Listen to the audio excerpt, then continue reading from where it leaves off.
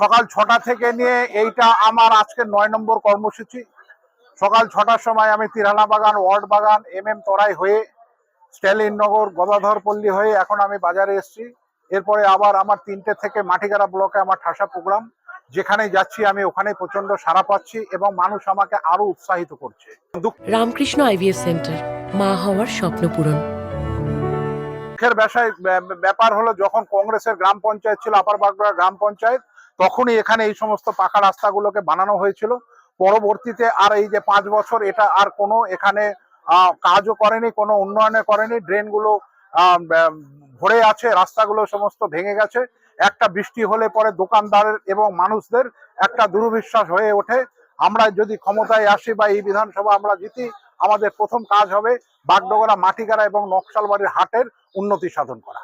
সাধারণ জনগণের কাছে আমার একটাই আবেদন যে আপনারা এবছর যেমন 2011, 2016 সালে এই বিধানসভা থেকে কংগ্রেসকে জিতিয়েছিলেন, 2026-এ আবার আপনারা এই বিধানসভায় কংগ্রেসকে জয়ী করুন, যাতে কংগ্রেস আপনাদের সাথে থেকে উন্নয়নের কাজ করতে পারে।